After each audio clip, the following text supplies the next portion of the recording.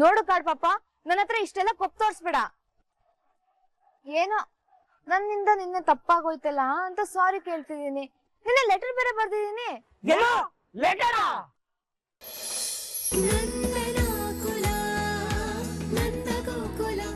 ಬಾಲಲೀಲೆ ಮಕ್ಕಳ ಲೀಲೆ ಅಂದ್ರೇನೆ ಚಂದ. ಅಂಥದ್ರಲ್ಲಿ ಕೃಷ್ಣನ ಬಾಲಲೀಲೆ ಅಂದ್ರೆ ಅದು ಸಾಮಾನ್ಯವೇ? ಅದಕ್ಕೆ ಹೇಳ್ತಾರೆ, ಮಕ್ಕಳಿರುವ ಮನೆ ಚಂದ, ಮಕ್ಕಳಾಡುವ ಮಾತೇ ಚಂದ. ಆ ತಾಯಿ ಬಂದು ಮಗು ಹತ್ರ ನಿಂತು ಬೇಕೋ ಮಗನೇ ಅಂದಾಗ ಆ ಮಗು ತನ್ನ ತೊದಲು ಭಾಷೆಗಳಲ್ಲಿ ಅಮ್ಮ ಅಳತ ಬುಳತತ ಬುಳತತ ಅಳತ ಬುಳತತ ಅಳತ ಬುಳೋತತ. ಯಾಕಣ ಕಣ್ಣಲ್ಲಿ ನೀರು ತುಂಬಿಕೊಂಡಿದ್ಯಾ? ಏನೋ ಗೊತ್ತಿಲ್ದವ ಕೇಳ್ತಾ ಇದೆಯಲ್ಲ ಚಂದ್ರು, ಹಾಗೆ ನೋಡಿದ್ರೆ ನಿನ್ ಕಣ್ಣು ತುಂಬಿಕೊಂಡಿದ್ದೆ. ಅದೇನೋ ಗೊತ್ತಿಲ್ಲ ಅಣ್ಣ, ಕೆಲವು ಸಂಬಂಧಗಳನ್ನ ನೆನೆಸ್ಕೊಂಡ್ರೆ ಮನಸ್ಸಲ್ಲಿ 3-4 ಅಭಿಪ್ರಾಯಗಳು ಹುಟ್ಟುತ್ತೆ. ಸಲ ಒಬ್ಬ ವ್ಯಕ್ತಿನ ನೆನೆಸ್ಕೊಂಡ್ರೆ ಮುಜೆಲ್ಲ ಉರಿಯುತ್ತೆ, ಕೋಪ ಬರುತ್ತೆ. ಅದೇ ವ್ಯಕ್ತಿನ ಇನ್ನೊಂದ್ಸಾರಿ ನೆನೆಸ್ಕೊಂಡ್ರೆ ಮನಸ್ಸು ಭಾರವಾಗುತ್ತೆ. ಗಿರ್ಜಾ ಬಗ್ಗೆ ಮಾತಾಡ್ತಾ ಇದೆಯಾ ಚಂದ್ರು? ಹೌದು ಅಣ್ಣ.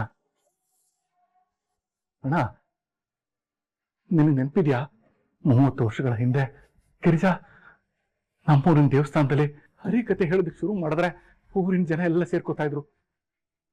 ಅವಳು ಒಂದ್ಸರಿ ಹರಿಕತೆ ಹೇಳಕ್ ಶುರು ಮಾಡಿದ್ರೆ ಕೊನೆಯವರೆಗೂ ಒಂದೇ ಒಂದು ಪದನೂ ತೊದಲ್ತಾ ಇರ್ಲಿಲ್ಲ. ಅಷ್ಟು ಚೆನ್ನಾಗಿ ಆಡ್ತಾ ಇದ್ಲು. ಎಷ್ಟೇ ಆದ್ರು ಅಪ್ಪನ ರಕ್ತ ಅಲ್ಲ ಚಂದ್ರು. ನಾವು ಚಿಕ್ಕವರಾಗಿದ್ದಾಗ ಅಪ್ಪ ಎಷ್ಟು ಚೆನ್ನಾಗಿ ಹರಿಕತೆ ಮಾಡ್ತಿದ್ರಲ್ವಾ. ಅಪ್ಪ ಆದ್ಮೇಲೆ ಈ ವಿಷಯದಲ್ಲಿ ಸರಸ್ವತಿ ನಮಗೂ ಒಲಿಲಿಲ್ಲ. ಅದು ಒಂದಿದ್ದು ಗಿರ್ಜಾಗನೆ.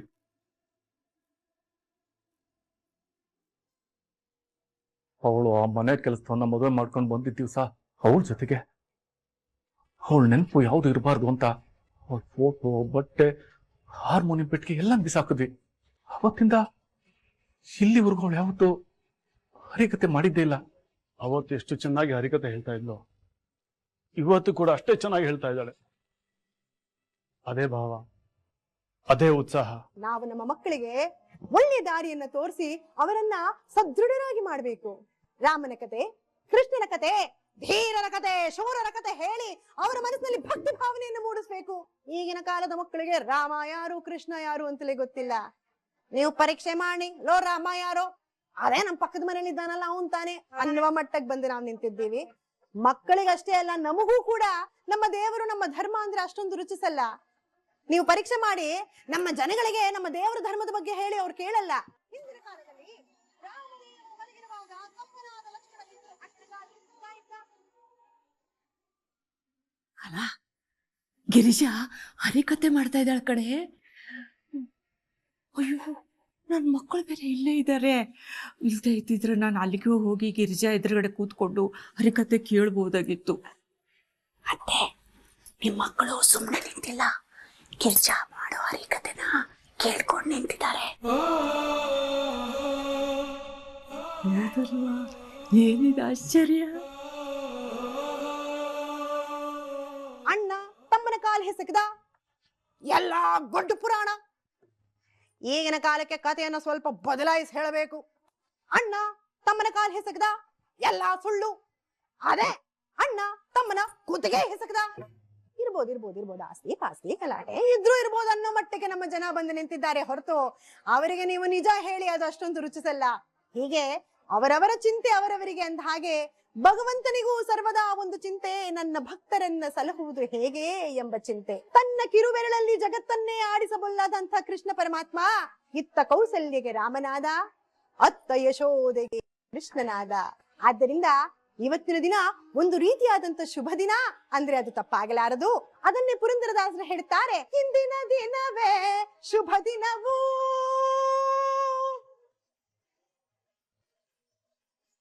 ಜಗನ್ಮೋಹನನೇ ಕೃಷ್ಣ,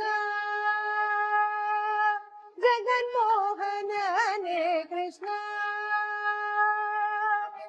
ಜಗನನು ಪಾಲಿಪನೇ ಕೃಷ್ಣ,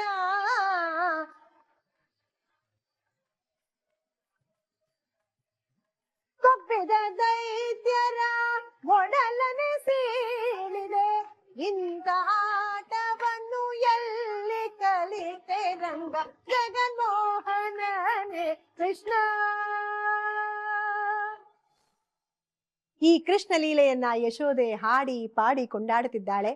ಇವತ್ತಿನ ದಿನ ತಾವುಗಳೆಲ್ಲರೂ ಕೃಷ್ಣ ಲೀಲೆಯನ್ನ ಕೇಳಿದ್ದೀರಿ, ಆ ಭಗವಂತನ ಕೃಪೆಗೆ ಪಾತ್ರರಾಗಿದ್ದೀರಿ ಅಂತ ಹೇಳ್ತಾ ಈ ಕೀರ್ತನ ಕಾಲಕ್ಷೇಪಕ್ಕೆ ನಾವೀಗ ಮಂಗಳವನ್ನ ಪಾಡೋಣ.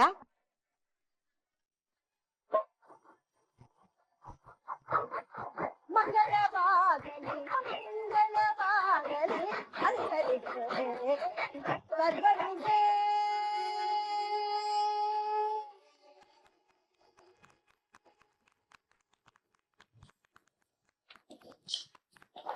ತಾನೆ ನಾನೇ ನಾನೇ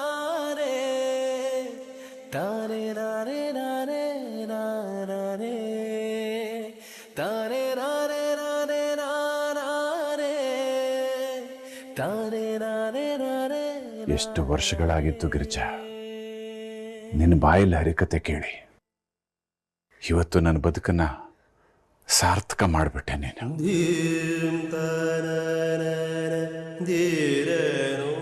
ಮಕ್ಕಳ, ಗಿರಿಜಾ ನಮ್ಮೂರಿನ ದೇವಸ್ಥಾನದಲ್ಲಿ ಎಲ್ಲ ಹಬ್ಬ ಹರಿದಿನಗಳಲ್ಲಿ ಹರಿಕತೆ ಮಾಡ್ತಾ ಇದ್ಲು.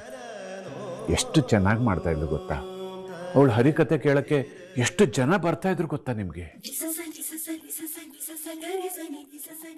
ಎಷ್ಟು ವರ್ಷ ಆದ್ಮೇಲೆ ನೀನು ಹರಿಕತೆ ಮಾಡ್ತಾ ಇದ್ದಿ.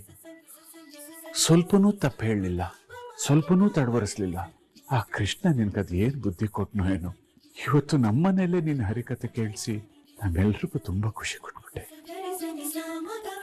ಎಲ್ಲ ಕ್ರೆಡಿಟ್ಸ್ ನನ್ಗೆ ಕೊಡ್ಬೇಕು ಮಾವ. ನೀವು ಮೂಲೆ ಸೇರಿದ ಹಾರ್ಮೋನಿಯಂನ ಆಚೆ ತೆಗೆದು ರಿಪೇರಿ ಮಾಡಿಸಿ ಈಗ ಹರಿಕತೆ ಆಗೋ ತರ ಮಾಡಿದೀನಿ. ನನ್ನನ್ನು ಸ್ವಲ್ಪ ಹೊಗಳಿ ಮಾವ. ಅತ್ತೆ ಏರ್ ಕೂತಿರೋ ಅಟ್ಟದ ಮೇಲೆ ಸ್ವಲ್ಪ ಜಾಗ ಮಾಡ್ಕೊಂಡು ನಾನು ಅವ್ರ ಪಕ್ಕ ಕೂತ್ಕೋತೀನಿ. ಗಿರ್ಜಾ, ನಾನು ಸ್ವಲ್ಪ ಅಂಗಡಿಗೆ ಹೋಗಿ ಬರ್ತೀನಿ.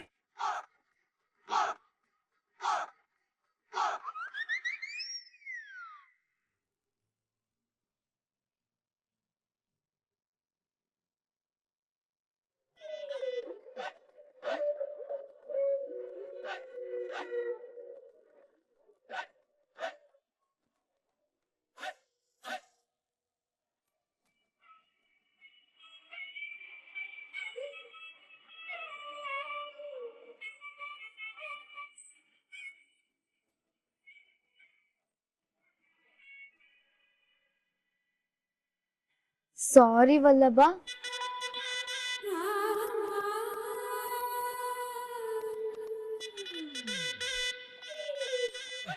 ಈ ಕಾಡ್ ಪಾಪ ವಲ್ಲಭ. ವಲ್ಲಭ ಪಾಪ ಕಣವಳು, ಸಾರಿ ಕೇಳ್ತಿದ್ದಾಳ ಅಲ್ವನು, ಕ್ಷಮಿಸ್ಬಿಡು. ತಮ್ಗ್ಯಾಕಪ್ಪ ಅವಳ ಮೇಲೆ ಅಷ್ಟೊಂದು ಕನ್ಸರ್ನು? ಏನೇ ಆದ್ರೂ ಹೈಟಲ್ಲಿ ಅವಳು ನಮ್ಮ ಅಕ್ಕ ಕಣ. ಇವನ್ ಹಿಂದೆ ಕ್ಷಮ್ಸು ಅಂತ ಅಲಿಲಿ ಸ್ವಲ್ಪ, ಅವಾಗ ಕೊಬ್ಬಾದ್ರೂ ಕರಗುತ್ತೆ. ಆರಾಮಗ ಅಮ್ಮು, ನೀನ ನೋಡ್ತಾ ಇದ್ರೆ ನನ್ ಕರಡ್ ಚುರ್ರ ಅಂತಿದೆ ಕಣೆ. ಹೆಂಗಿದ್ದೆ, ಯಾಕೆ ಹಿಂಗಾಗ್ಬಿಟ್ಟೆ? ಏನೇ ಮಾಡ್ಲಿ ಬಿಂದು, ನನ್ ಪರಿಸ್ಥಿತಿ ಹಳೆ ಹಿಂದಿ ಪಿಕ್ಚರ್ ಹೀರೋಯಿನ್ ತರ ಆಗಿದೆ. ಸಾರಿ ಕೇಳ್ದೆ ವಿಧಿ ಇಲ್ಲ. ಏನ್ ಹೇಳಿದ್ಲಿ ಇವಳು? ನನಗೆ ಅರ್ಥನೇ ಆಗ್ಲಿಲ್ಲ.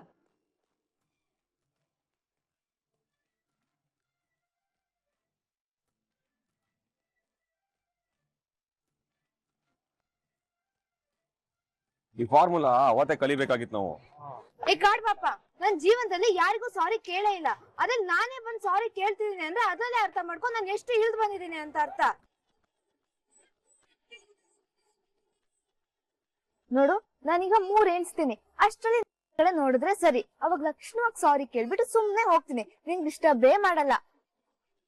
1 ತಿರುಗ್ ನೋಡು, 2 ತಿರುಗ್ ನೋಡಲ್ವೇ ಕೋತಿ, 2.5 ಸಿಸ್ಟರ್, ಆಗ್ಲಿಂದ ನೋಡ್ತಾ ಇದೀನಿ. ನಾನು ಲೈಟ್ ನೋಡ್ಬಿಟ್ಟು 2.5 ಅಂತ ನನ್ನನ್ನ ಆಡ್ಕೊತಾ ಇದ್ದೀರಾ. ಇದೆಲ್ಲ ಸರಿ ಇಲ್ಲ ಸಿಸ್ಟರ್. ಇದೇ ತರ ಆಯ್ತು ಅಂದ್ರೆ ನನ್ನ ಪ್ರಿನ್ಸಿಪಲ್ ಹತ್ರ ಹೋಗ್ಬಿಟ್ಟು, ಸರ್ ನನ್ನ ಲೈಟ್ ನೋಡ್ಬಿಟ್ಟು ನನ್ನ ಹರಾಜ್ ಮಾಡ್ತಾ ಇದ್ದೀನಿ ಅಂದ್ಬಿಟ್ಟು ನಿಮ್ಮನ್ನ ಕಂಪ್ಲೇಂಟ್ ಮಾಡಿ ನಿಮ್ಮನ್ನ ಸಸ್ಪೆಂಡ್ ಮಾಡಿಸ್ಬಿಡ್ತೀನಿ. ಏ ಡಬ್ಬ, ಮುಚ್ಕೊಂಡು ಕುತ್ಕೋ.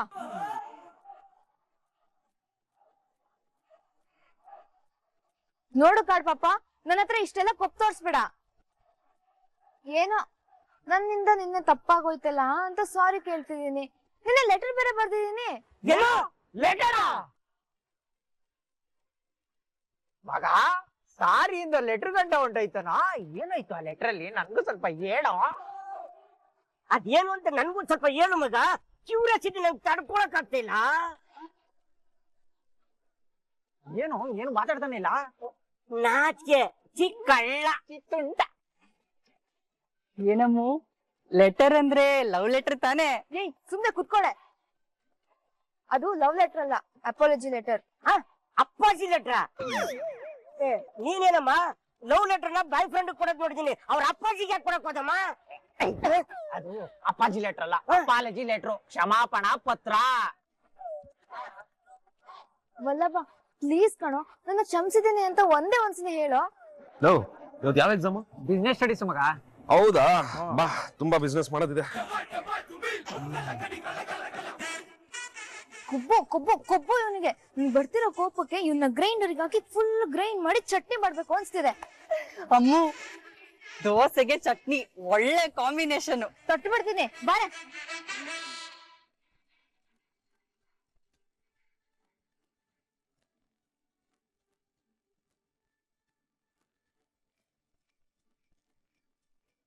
ಮೀನಾ, ತುಂಬಾ ಥ್ಯಾಂಕ್ಸ್ ಮೀನಾ. ನಿನ್ನ ಬಂದಾಗಿಂದ ಎಲ್ಲ ಬದಲಾಗ್ಬಿಟ್ಟಿದೆ ಕಣೆ. ಮತ್ತು ಧೈರ್ಯವಾಗಿ ಮಾತಾಡದೇ ಇರೋಳು ಮೊನ್ನೆ ವಲ್ಲಭನ್ ವಿಷಯಕ್ಕೆ ನಮ್ಮ ಯಜಮಾನರು ಎದುರು ನಿಂತು ಮಾತಾಡ್ಬಿಟ್ಟೆ. ಇನ್ನು ಹರಿಕತೆ ನನ್ನ ಜೀವನದಿಂದ ಹೊರಟೆ ಹೋಯ್ತು ಅನ್ಕೊಂಡಿದ್ದೆ. ಆದ್ರೆ ನೀನ್ ಬಂದು ಮತ್ತೆ ನನ್ನ ಹರಿಕತೆ ಮಾಡೋ ಹಾಗೆ ಮಾಡಿದೆ. ಇದಕ್ಕೆ ನಾನು ನಿನಗೆ ಎಷ್ಟು ಥ್ಯಾಂಕ್ಸ್ ಹೇಳಿದ್ರು ಸಾಲದು ಕಣೆ. ಅತ್ತೆ, ನೀವ್ ಖುಷಿ ಆದ್ರಲ್ಲ, ನನ್ಗಷ್ಟು ಸಾಕು. ಓ ಹೌದಾ, ಸರಿ ಬಿಡು. ನಾನ್ ನಿನ್ಗೇನೋ ಉಡುಗೊರೆ ಕೊಡೋಣ ಅಂತಿದ್ದೆ. ಓ, ನನ್ ಮುದ್ದು ಅತ್ತೆ, ನನಗೆ ಗಿಫ್ಟ್ ಕೊಡ್ಬೇಕು ಅನ್ಕೊಂಡಿದ್ರಾ? ಸರಿ, ನಾನ್ ಕಣ್ ಮುಚ್ಕೋತೀನಿ. ಅದೇನ್ ಗಿಫ್ಟ್ ಕೊಡಿ ಈಗ.